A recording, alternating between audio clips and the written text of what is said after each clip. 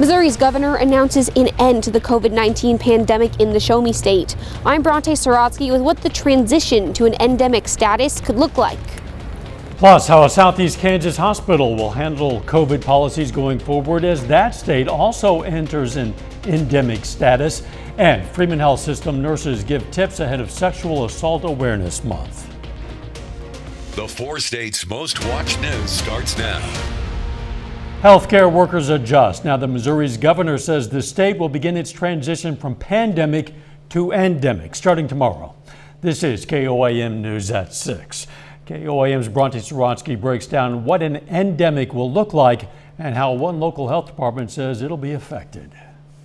The COVID-19 crisis is over here in the state of Missouri. Those were the words of Governor Mike Parson as he announced that the COVID pandemic is to begin to move to an endemic on Friday. An endemic means a disease is always present but predictable, like the flu. Moving to an endemic will mean the state's COVID dashboard will be updated weekly instead of daily, and services such as contact tracing will end. In Newton County, they plan to make a few changes. We're still going to try to gather information as to how many new cases we have per day and try to determine how many active cases we may have at any given time. But we're not going to do so much of the contact tracing, and now it'll give us time to actually go and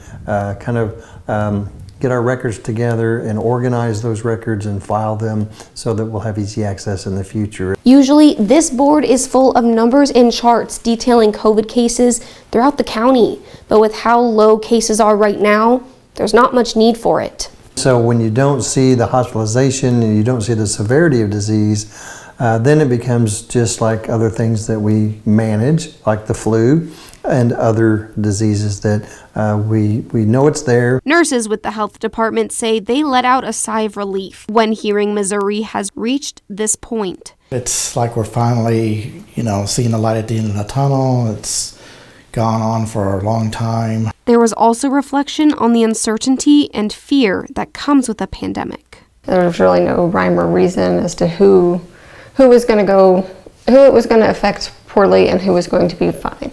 It just affected everyone differently and nobody knew why or how. But mainly a message that whatever the future brings, local health agencies like the health department are ready to step in. In Neosho, Bronte Sorotsky, KOAM News. Governor Parson says if there are future variants or spikes in cases, the state and local health departments will respond to those as needed. Kansas Governor Laura Kelly today announced Kansas will also move to an endemic response to COVID. Starting tomorrow, the Kansas Department of Health and Environment will work with local health departments on their endemic plan. It'll include changes like moving treatment options from public health entities back to healthcare providers and reducing public case reporting to once a week. Officials say they'll be ready to alter their response if cases rise again. As of this morning, Ascension Via Christi in Pittsburgh had 0 COVID cases. That news gives hope to staff considering that during the height of the pandemic, 80% of patients in the hospital were there for COVID. Back in November, the hospital unsealed its COVID ward, so it was no longer separate from the rest of the hospital. However, officials say they know COVID is continuously changing and they still have rooms ready to help COVID patients as needed. We are always prepared to take our COVID patients. We could do another surge, not that we want to, but we could. All of our rooms are still easily, we can put patients in them and we can stand up a ward in just a matter of hours. So we can do it. We've done it a couple different times and unfortunately we've gotten pretty good at it. So we can do it. We just hope we don't have to. You get to wear your mask. Tonight at 10, we're going to hear more from Wade on the drop in COVID patients and what changes the hospital is making. Kansas Governor Kelly says the state won't enforce a federal mandate that nursing home workers get vaccinated against COVID-19. She acknowledged the mandate conflicts with a state law she signed 4 months ago, which makes it easier for workers to claim a religious exemption from vaccine mandates. The federal government informed the state last week it'll charge Kansas nearly $349,000 for the year to have federal teams survey nursing homes for compliance.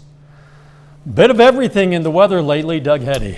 Yeah, we've been kind of all over the place. Severe weather a couple nights ago, near 80, and then cold today, mainly into the 30s. Some snow showers across the region. A little band rotated through late morning into the early afternoon hours. Now we just have the clouds, but the clouds are breaking up in extreme southeastern Kansas, northeastern parts of Oklahoma. So we are going to clear out as we go through the overnight hours in this nice little clear pocket here. That's our weather tomorrow ahead of our next storm system, which will start to affect us tomorrow night. Upper 30s on the Missouri side, lower 40s with a little bit of sunshine, Kansas and also Oklahoma. But it is going to be a cold night tonight. We drop back through the 30s with the clear skies, upper 20s to lower 30s. So we are going to have a pretty good freeze across the region. We're going to look at that and our additional rain chances here in just a bit. Catch you then. Thanks, Doug. Kansas lawmakers have given final approval to a redistricting measure that's likely to preserve Republican supermajorities in the legislature while possibly moving the state school board to the right. The measure goes next to Governor Kelly, and she said earlier this week that she thinks lawmakers did a good job on legislative redistricting. Republicans currently have majorities of both the Senate, House, and the school board. Tomorrow marks the beginning of Sexual Assault Awareness Month. So today, sexual assault nurse examiners at Freeman Health System are distributing some facts and prevention tips. They say data shows rape and sexual assault are the most underreported crimes in the U.S. The nurses also brought up the importance of consent using the acronym FRIES, which stands for Freely Given, Reversible, Informed, Enthusiastic, and Specific. Very careful about what they post online about themselves, how much they reveal about themselves, and also that they take anything that they find posted online with a big grain of salt, because you don't really know. Sure, absolutely. The theme for this year's Sexual Assault Awareness Month is Building Safe Online Spaces Together. Local law enforcement agencies have been through a lot over the past month, so a local business wanted to show its appreciation. Black Rain Ordnance out of Neosho hosted a Law Enforcement Appreciation Day. 9 local law enforcement agencies came out for the event, where they received a tour of the facilities, met the Black Rain staff, and tested some of their products. Just a fantastic tool to have in your tool belt, and so it's an interactive based system. So based on what you do or don't do or don't say, I'm able to change that scenario. So if there's an event, in a Walmart parking lot type of deal, and you're accosted by somebody, I can increase that escalation, or if you're using correct verbal cues, then I can de-escalate that situation. The law enforcement agencies were also treated to a free lunch. Coming up, a local student is gaining national attention for a campaign to bring strawberry milk back at lunch. Plus, a Pitt State group is giving high schoolers a chance to see what it's like dealing with adult expenses. A strawberry milk campaign lands a local student in a national publication. 4th grader Esteban Perez at Anderson Elementary led a campaign last fall to bring back strawberry milk at lunchtime. And it worked. Not long after, Scholastic news editors heard of his success and they decided to feature him. Today, Esteban's class got to read that article. They also learned that their efforts inspired a California student to protest for the return of chocolate milk at his school. The 4th graders learned how one act can make a huge difference. If you give them the tools, they can do anything, and that they can understand adult topics like petitions. And strawberry milk. The student in California was featured in a Washington Post article, which also mentioned the McDonald County student efforts as an inspiration. Pittsburgh high school freshmen had the chance to learn hands-on what it's like to be an adult living on their own. Pitt State's Enactus group hosted Future Now, a financial literacy program. Several community volunteers set up booths for students to go around and try budgeting expenses ranging from housing to banking to childcare to groceries and a lot more. It's nice to learn this stuff now, get familiar with it, so that when you are into the real world, you're going to school and you're by yourself, it's not that stressful and you kind of get a feeling of what's going to happen. Around 270 freshmen participated in today's event. A local business today made a donation to the Ronald McDonald House charity of the 4 states. Over the past few weeks, Alorica employees have been collecting items needed by the charity like food and household supplies. Well, today they made a trip to the Ronald McDonald House in Joplin to drop off the items.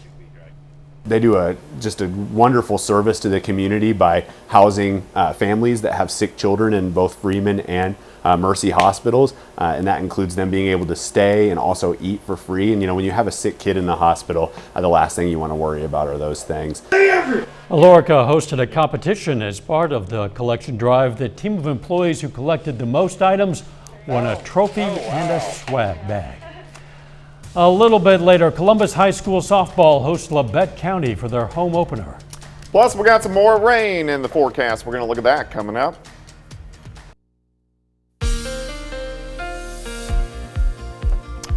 Well, it turned out to be a dreary day for us today. We had the clouds, we had snow showers across the region. It's March 31st, almost April, and mixed in with some rain, a little bit of graupel as well. We are going to see big improvements by tomorrow, but thunderstorms back in the forecast. This is going to be for tomorrow night. The bulk of the weekend looks pretty good. More thunderstorms late Sunday night. Of course, you can get my long-range forecast on my month-long blog. That is KOAMnewsnow.com. Landers, Chevrolet, Tower Cam, southeast side of the city.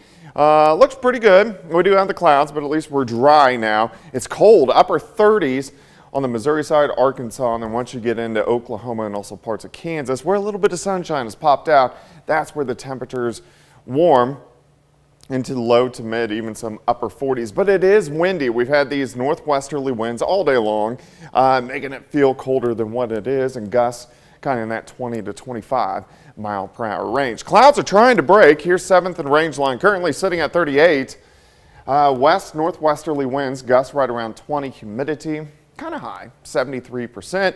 Through the evening hours, we slip back through the 30s, upper 20s to lower 30s tonight. So we are going to get a freeze across the region. So watch out for that if you do have any plants outside or anything like that. Look at the band of snow rotate through. Earlier today, now we are just seeing the clouds, but the clouds are breaking. Kansas and Oklahoma, you are clearing out pretty quickly. Still kind of socked in with the clouds in southwestern parts of Missouri. But this wave heading east, here's our weather for tomorrow. Here's our weather for tomorrow night. Our next storm system giving us chances for showers and thunderstorms. All right, let's go through time. Through the overnight hours tonight, we drop back near freezing.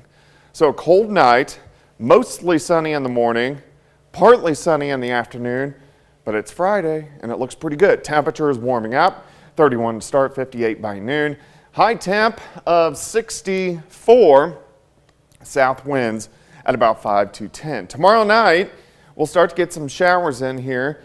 Here's 11 p.m., and especially after midnight, even some thunderstorms across the region. These are all going to exit by Saturday morning. So Saturday looks fine. We'll have partly sunny skies to mostly sunny skies, mid-60s during the afternoon, and then we'll drop back into lower 40s by the time we head into Sunday morning. The bulk of Sunday looks pretty good. We warm near 70, but showers, thunderstorms roll in by evening. I don't anticipate these are going to be severe, but they could be a little bit stronger. I think anything severe stays down through central Oklahoma.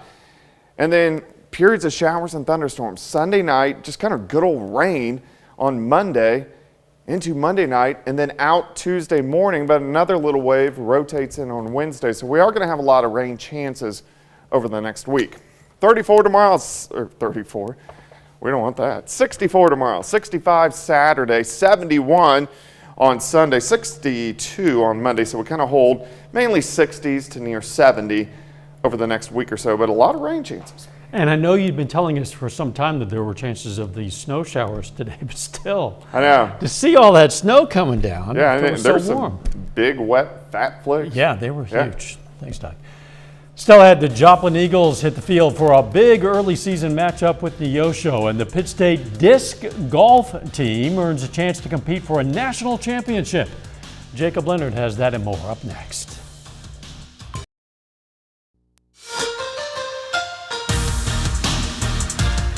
The Joplin Eagles are off to a bit of a slow start this baseball season. Eagles are 3-5 in their first 8 games, but Last time out, they picked up their biggest win of the season so far, handing McDonald County just their second loss of the spring. Now tonight, Joplin has a shot at another red-hot team, hosting the 5-1 Neosho Wildcats in their COC League opener. Something happened here, man. It's already over. The Eagles won 16-0 in 5 innings. We're going to have highlights and post-game reaction from Joplin right here tonight at 10. We'll also have highlights from this one. Frontenac Raiders aiming for a 2-0 start in an interstate matchup with Carl Junction.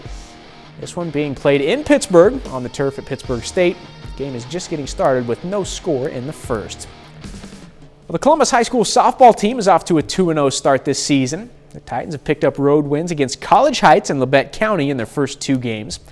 Now, tonight, Columbus faces Labette County again, this time in Columbus for their home opener. In the first, Gracie Major gets it through the right side. Aubrey Saporito scores. Titan leads 1-0 after 1. Out in the circle, Lily Mooney. Another solid start out there. Strikeout there, but Columbus did big-time damage in the bottom of the second. Lexi Stone leads off the inning with a big swing to dead center. Off the Ford for the solo home run. Then later in the inning, Jalen Rodriguez up the middle. That gets through and scores Addie Saporito from third. Finally, Aubrey Saporito drops it into center to bring Rodriguez home. 6 runs for the Titans in the second to go up 7-0. Titans get a shutout and get to 3-0, winning 10-0. Pittsburgh State has a chance to bring home a national championship next week. The PSU Club Disc Golf team will head to North Carolina next week to compete in the College National Championships. There are about 15 active members on the club team. 4 of them qualified for nationals by winning the Golden Eagle Collegiate Tournament in Nashville earlier this month. It gets even cooler. The guys formed this team just last year, so it's their second season competing, and they already have a shot at a national championship. We have always known that we're good enough to go and play at the national level. It was more so like, can we find a tournament for us to qualify at, because there's not a whole lot of tournaments near us, so we decided we were going to have to make the sacrifice and drive 10 hours away to go play the tournament, but it felt pretty good finally proving to ourselves that we could do it. Now, the team is currently raising money to help offset the cost of traveling and competing in the national championships. If you want to help out, we've put a link in this story on the sports page at KOAMnewsnow.com. Now, that's a look at sports. We're back with more news after this. Take time now to honor a local veteran. Kenneth Johnson III served in the U.S. Army and Air Force. The Pittsburgh native was stationed in Iraq, and we salute Specialist Kenneth Johnson III, a 4-state hero. You can learn about lots of other heroes, more than 3,000 of them in our database. You can also submit a hero of your own anytime. We're always looking for more, and it's very simple to do. You just go to our website. That's KOAMnewsnow.com. Here's a look at what's coming up on KOAM News at 9 on Fox 14. Reaction to President Biden announcing the release of 1 million barrels of oil per day for the next 6 months from the nation's Strategic Petroleum Reserve. Also, the aftermath of recent severe weather throughout parts of the South, and how new technology within the U.S. Postal Service will improve services. That and a lot more tonight, KOAM News at 9 on Fox 14. We've seen rain, we've seen snow, we've seen sleet, and that's just within the last day and a half or so. True. Throw a little bit more sun into the mix, please. I will. Tomorrow actually looks pretty good. Temperatures into the mid-60s. We are going to get some clouds during the afternoon, some thunderstorms tomorrow night into early Saturday morning, and then the bulk of the weekend shaping up pretty good. Final sports note. Opening day for Major League Baseball coming up pretty soon next week. The Royals have announced that Zach Greinke will be their opening day starter, so kind of a cool throwback. Can't wait. Yeah, bringing back some old times. Thanks for joining us. We'll see you right back here for KOAM News at 10. Let's make it a great evening.